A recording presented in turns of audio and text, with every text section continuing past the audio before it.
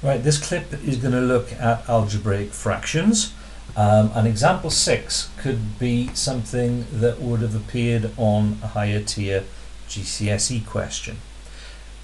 What we need to do now, it's a little bit more straightforward really than trying to simplify an algebraic fraction, because we're able to multiply throughout by factors that will cancel the denominators, because we have this equal sign here. As long as whatever we do to one side we do to the other, then we can crack on. So in order to get rid of that fraction, I'm going to need to multiply by x minus 3 to get rid of that, x plus 3 to get rid of that, and 9 to get rid of that. So if I just write that down, 9 x minus 3 x plus 3. So I'm going to multiply the whole equation by that. So if I write that out as a single line of algebra this time, that means I have to multiply this first term by that.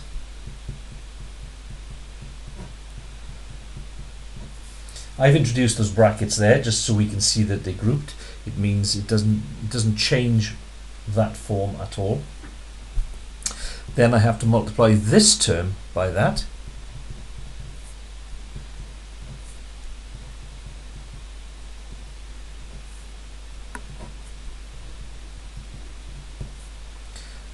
Which I've just done wrong. 9x minus 3 x plus 3 times x plus 2 over x plus 3 equals 9 x minus 3 x plus 3 times 4 over 9. So this gets rid of the fractional part of the equation, because that x minus 3 term will cancel with that. That x plus term, plus 3 term, will cancel with that, and that 9 will cancel with that. So if I rewrite that line now, before we start simplifying, first term becomes that, second term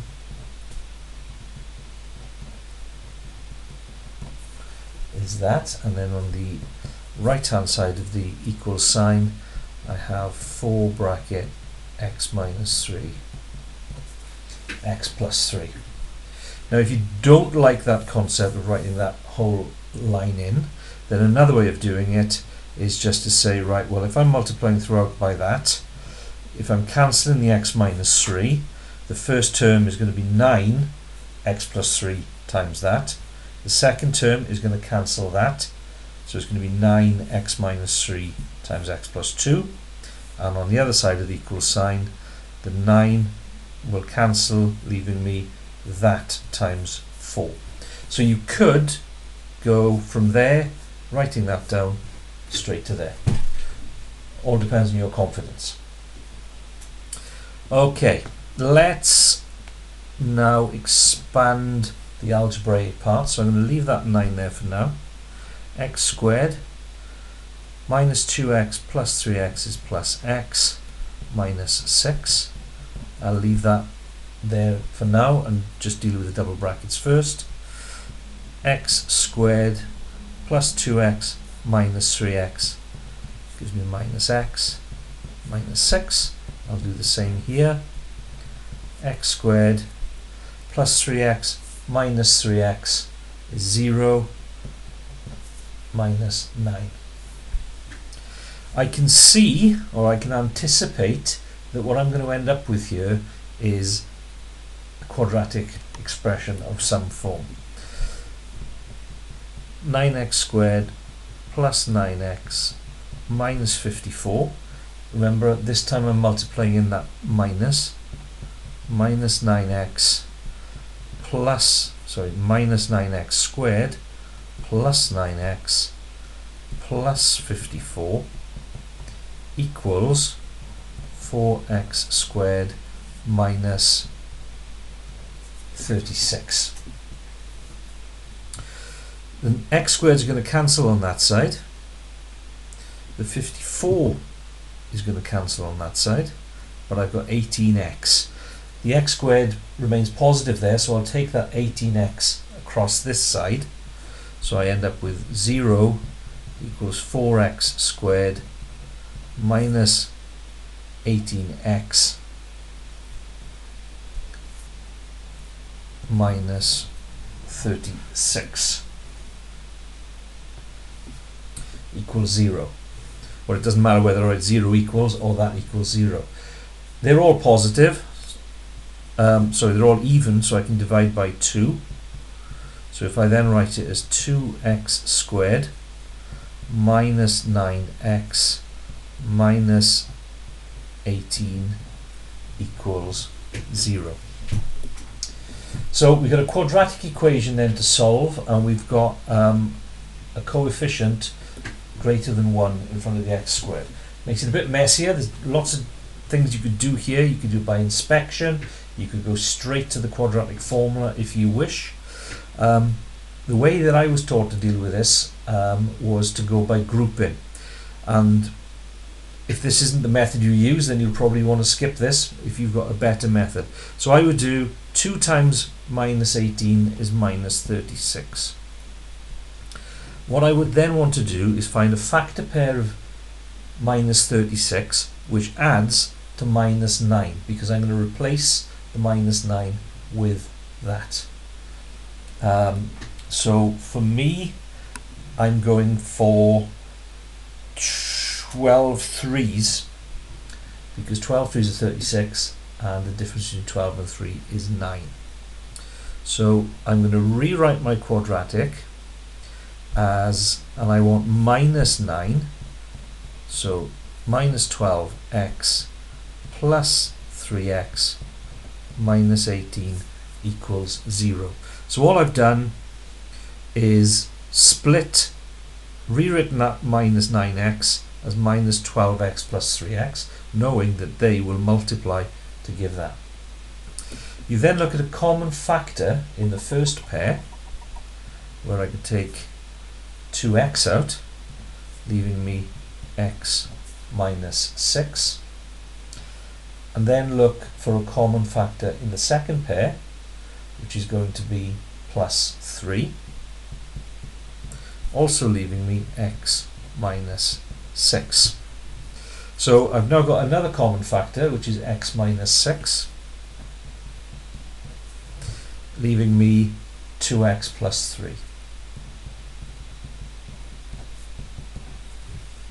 So that's a method which enables you to factorize a quadratic where it will factorize exactly.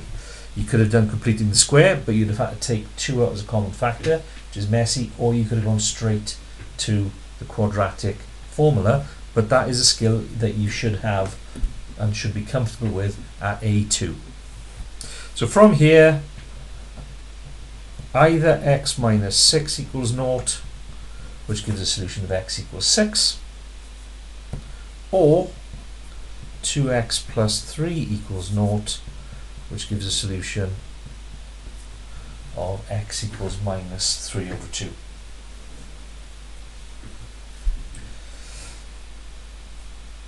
Another skill that you need to have with fractional equations is to be able to form them from a contextual problem. So here's one that we're going to have a go at. Some toys, all at the same price, were bought for £40.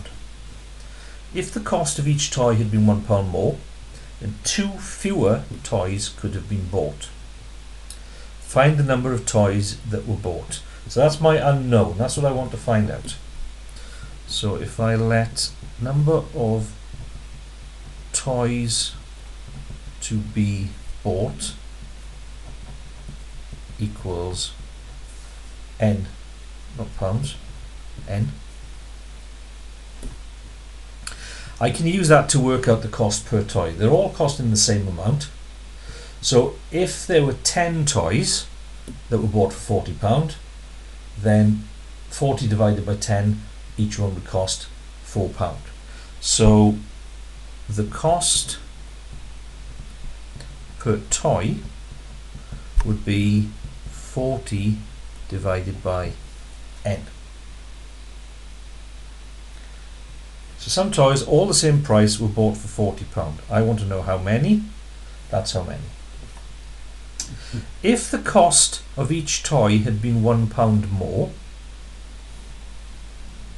so if cost £1 more, then the cost per toy would be that plus £1.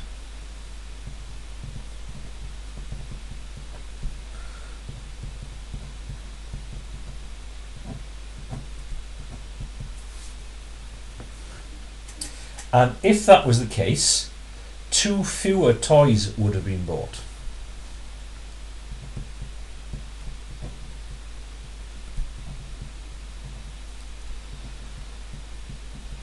So rather than buying n, we would have bought n minus 2 toys.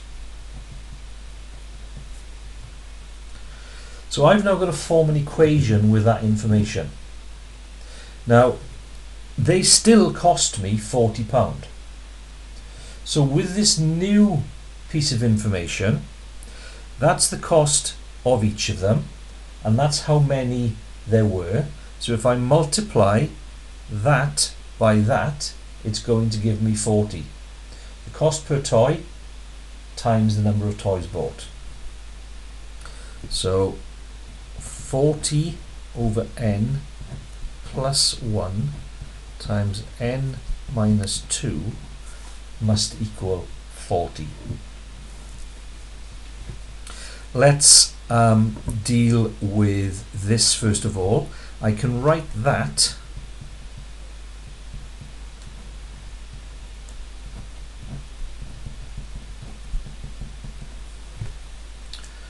as a combined fraction.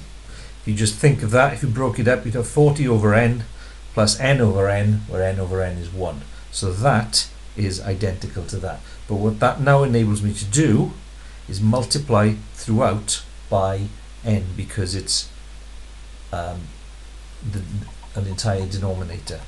So when I multiply throughout by n, I'm left with 40 plus n, n minus 2 that side, because the n's will cancel. And on this side, 40 times n. Expand the bracket, 40n minus 80 plus n squared minus 2n equals 40n. So again, what I'm creating is a quadratic equation. N squared, I've got a 40n, and that 40n is going to become negative, meaning they'll cancel. So I'm just left with minus 2n, and then I've got minus 80 equals 0. So I'm looking for two numbers that multiply to give minus 80 and add to give minus 2. So it ends in the 0. 10 eighths are 80, and I can get a difference of 2 from 10 and 8. I want a negative 2, so that has to be greater than that. So either n minus 10 equals 0, which gives you n is 10, or n plus 8 is 0, which gives you n is negative 8. And in the context of this question, you can't buy negative 8 toys. So in the context of the question, n is positive,